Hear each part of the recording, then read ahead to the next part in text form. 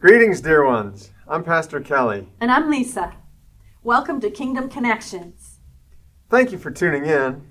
We hope you're having a great week. This week we'd like to think with you about grace. In particular, we're thinking about sufficient grace and all that it entails. Will you please turn with us to 2 Corinthians 12, 1 through 10, and follow along. Now, without a little context, jumping into the text is going to feel like jumping out of an airplane into the middle of nowhere. In Corinth, Paul is dealing with detractors who question his authority. Accordingly, he's giving them reasons to legitimate his authority. The thing is, Paul's experience is so extraordinary that it's going to sound like boasting. And that's where we pick up with verse 1. 2 Corinthians 12, verses 1 through 10. Boasting is necessary, though it is not profitable. But I will go on to visions and revelations of the Lord. I know a man, and that just makes me laugh. I know a guy. He's talking about himself, you realize. That'll be abundantly clear, especially when we get to verse 7. But trust me, he's talking about himself.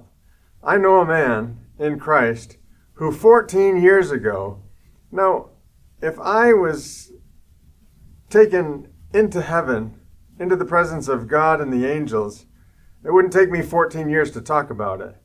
The point that I'm after here is Paul is really not a boastful person at all. He makes nothing of himself. But I know a man in Christ who 14 years ago, whether in the body, I do not know, or out of the body, I do not know, it sounds almost as if he doesn't care. God knows. That's all that matters. Such a man was caught up to the third heaven. So what's the third heaven? The ancients thought of the first heaven. They knew that that was the place where the birds fly and the clouds and the rain and the snow. And they knew that the sun and the moon and the stars were further out than that. So that was the second heaven. And then the third heaven is beyond that. That's where God resides with his heavenly host, with the angels. So he was caught up into the third heaven.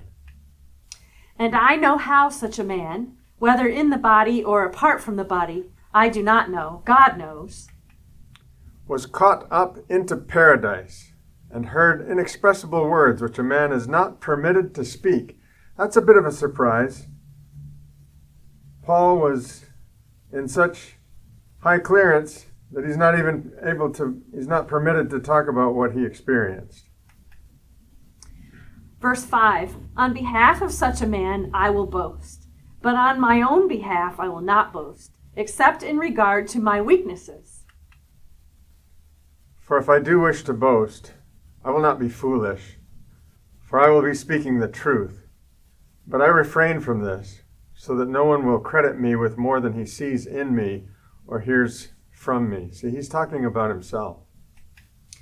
Because of the surpassing greatness of the revelations, for this reason, to keep me from exalting myself, there was given to me a thorn in the flesh.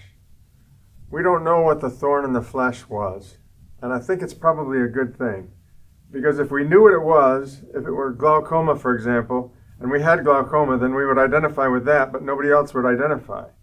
This way everyone can identify with whatever Paul's struggle is. I have this thorn in the flesh. It's a messenger from Satan to torment me, to keep me from exalting myself for that heavenly experience that he encountered. Concerning this, I implored the Lord 3 times that it might leave me. I just can't help but wonder about 3 times. How did he know? Was it one day he prayed and he got no for an answer? Was it 2 days? Was it a season? How do you know? He knew. 3 times I implored that it might leave me. And he said to me, the Lord said to me, basically he said, no. Take no for an answer.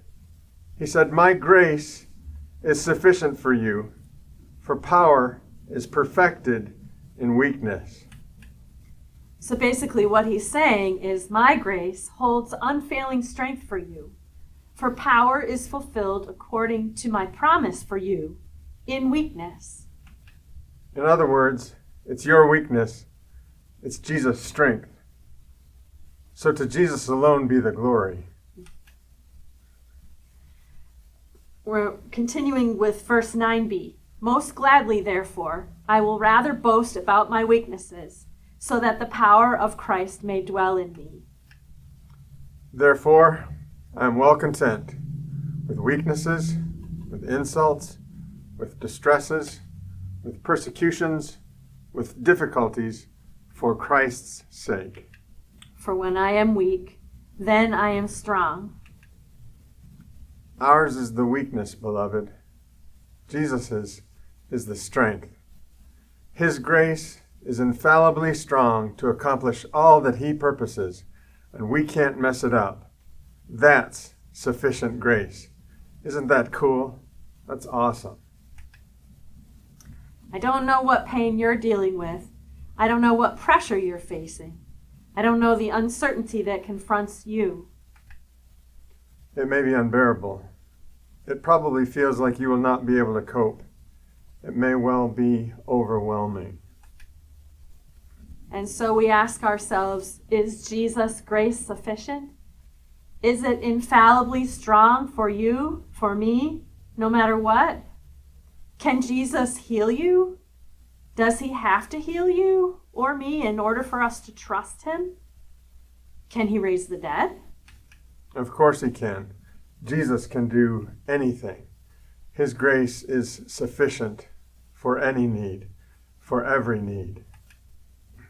Jesus drained the infinite cup of wrath that we deserve to save us from the coming judgment. If we can trust Jesus for that, then we can trust Jesus for anything.